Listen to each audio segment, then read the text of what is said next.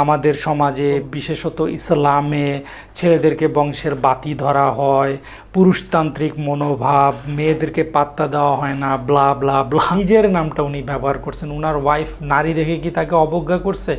সিদ্ধার্থ আসলেই কোন production house থেকে প্রযোজিত, তো এইটা বোঝানোর জন্য হয়তো বা মহিউদ্দিন সাহেবের নামটা ওর নাম এসেছে। আসসালামু আলাইকুম প্রিয় বোন ও ভাইয়েরা, আশা করি সবাই ভালো আছেন। আসিফ মহিউদ্দিন বাংলাদেশের যিনি নিজেকে মুক্তমনা গ্রুপের প্রেসিডেন্ট দাবি করে থাকেন, অনেকে ডিসঅ্যাগ্রি করেন, যাই হোক। তো উনি সম্প্রতি একটা লাইভে ওনার সাথে কোনো এক আপু যুক্ত হয়ে ইসলামে যে নারীদের সম্পত্তিতে অধিকার এই বিষয়ে তার কিছু অভিযোগ উত্থাপন করেন।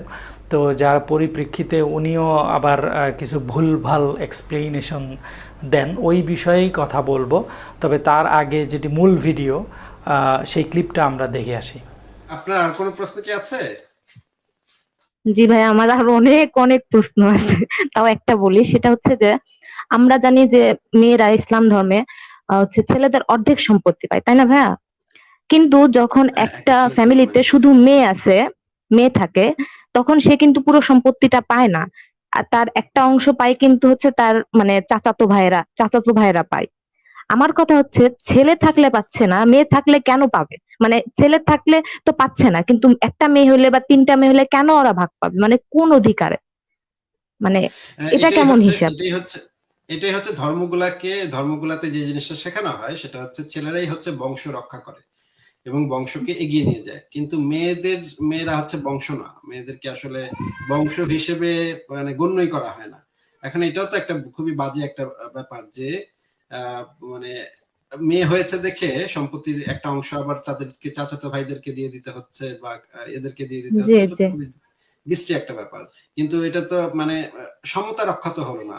একটা মেয়ে ছেলে তো সন্তান, তো সন্তানের ভিতরে আবার ছেলে মেয়ে কি, কিন্তু এখানে দেখা যাচ্ছে ছেলে এবং মেয়েদেরকেও ভাগ আলাদা করে ফেলা হচ্ছে। দুই ধরনের জি, জি। অধিকারের যে একটা থাকতে হবে, সমান অধিকার থাকতে হবে একটা ছেলে এবং একটা মেয়ের, সেই জিনিসটা ইসলামের ভিতরে নেই কোনো ধর্ম।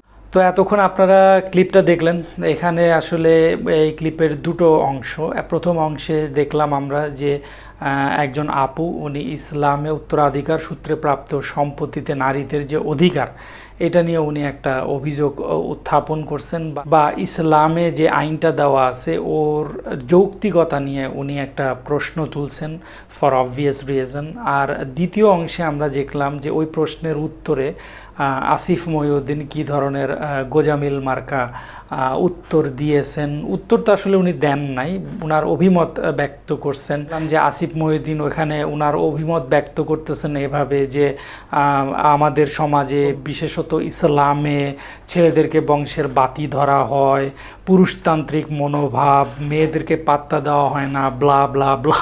কিন্তু সবচাইতে মজার যে বিষয় সেটা হচ্ছে, আপনারা যদি কেউ আসিফ মহিউদ্দিনের যে ছেলে আছে তার নামটা, পুরো নামটা খেয়াল করেন, আসিফ মহিউদ্দিনের যে ছেলে তার পুরো নাম হচ্ছে সিদ্ধার্থ মহিউদ্দিন। এখন এখানে প্রশ্ন হচ্ছে যে কেন সিদ্ধার্থ মহিউদ্দিন, কেন তার ছেলের নামের শেষে তার মায়ের নাম যুক্ত করা হয় না, যেমন সিদ্ধার্থ ফাতেমা, অথবা উভয়ের নামই সিদ্ধার্থ ফাতেমা মহিউদ্দিন, অথবা সিদ্ধার্থ মহিউদ্দিন ফাতেমা।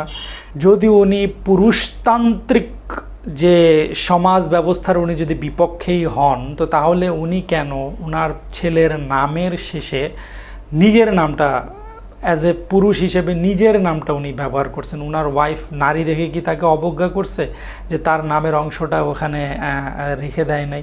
তো এটা কিন্তু অনেক বড় একটা প্রশ্ন। তবে কেন সিদ্ধার্থের নামের পরে মহিউদ্দিন, এটার একটা পসিবল এক্সপ্লেনেশন এমন হতে পারে, সিদ্ধার্থের জন্মের ঠিক 9-10 মাস আগে কানিজ ফাতেমা, সিদ্ধার্থের মা, তার তো অনেক মাল্টিপল সেক্স পার্টনার ছিল, ইনক্লুডিং ওই আনন্দমোহন কলেজের কোনো এক টিচার।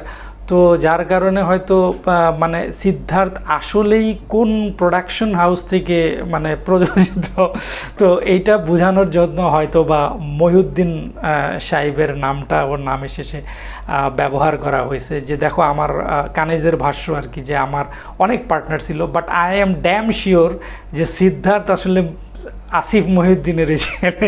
হয়তো এইটা যেন আমরা মুমিনরা যেন কোনো কনফিউশনে না থাকি, হয়তো এই জন্যই সিদ্ধার্থের নামে শেষে মহিউদ্দিন আছে। এটা জাস্ট আমার একটা মেয়ার ওপিনিয়ন। অ্যাকচুয়ালি কেন সিদ্ধার্থের নামের পরে মহিউদ্দিনের নাম, এটা আসিফ মহিউদ্দিনই এক্সপ্লেন করবে।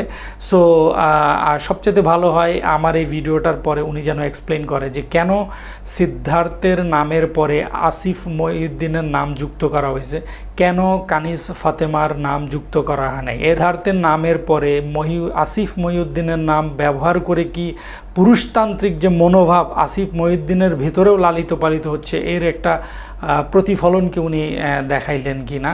তো আগে তো নিজের ঘরে বাতি, তারপরে না মসজিদে, না? তো আগে আপনি নিজে সংশোধন হন, এরপরে আমাদেরকে বা বাঙালিদেরকে বা মুসলিমদেরকে ওই উপদেশ দিয়েন যে আমরা কেন পুরুষতান্ত্রিক মনোভাব রাখি। বা এখন আসবো আমাদের যেটা প্রথম অংশ ছিল, যে আপু উনি একটা অভিযোগ উত্থাপন করছেন যে কেন যদি কোনো ব্যক্তির শুধু মেয়ে থাকে তো তার মৃত্যুর পরে তার সম্পত্তির একটা অংশ চাচাতো ভাইদেরকে দিয়ে দিতে হবে, মেয়েরাই কেন সম্পূর্ণ অংশটা পাবে না। ইসলামে যে উত্তরাধিকার সূত্রে পাওয়া সম্পত্তির যে বন্টন, বিষয়টা একটু কমপ্লেক্স। 2 মিনিট এটা বোঝানোটা আসলে এমন যে আপনি একটা 500 পাতার উপন্যাসের মাঝখানের 2 পাতা নিয়ে পড়ে পুরা গল্পটাকে আসলে বোঝার চেষ্টা করলেন। এটা যেমন কঠিন, ঠিক তেমনই 2-4 মিনিটে এই জিনিসটা বোঝানো অনেক কঠিন। কারো যদি এই বিষয়টা সম্পর্কে জানার খুবই আগ্রহ থাকে তাহলে ডক্টর জাকির নায়েকের একটা লেকচার আছে, ওমেন্স রাইটস ইন ইসলাম, ইসলামে নারীদের অধিকার। এই লেকচারটা ইংরেজিতেও আছে, বাংলাতেও আছে। আর ধরেই নিলাম যে যারা এথিয়েস্ট তারা তো অনেক শিক্ষিত, আউট অফ দ্য ওয়ার্ল্ড, তো তারা অবশ্যই ভালো ইংরেজি জানে। তো আপনারা ওই ইংরেজি ভিডিওটাই দেখলে আপনারা বুঝতে পারবেন যে কমপ্লিট পিকচারটা কি, যে ইসলামে নারীদের সম্পত্তিতে অধিকারটা আসলে কেমন। কিন্তু মোটা দাগে যদি বলতে চাই 2-4 মিনিটের মধ্যে, তো একটা জিনিস আমাদেরকে বুঝতে হবে যে ইসলামের পূর্বে আমরা যদি সভ্যতা হিসেবে কাউন্ট করি, রোম সভ্যতা বা গ্রিক সভ্যতা, ওখানে মেয়েদেরকে সেকেন্ড ক্লাস সিটিজেন মনে করা হতো। তো সম্পত্তির অধিকার তো অনেক পরের বিষয়, তাই না?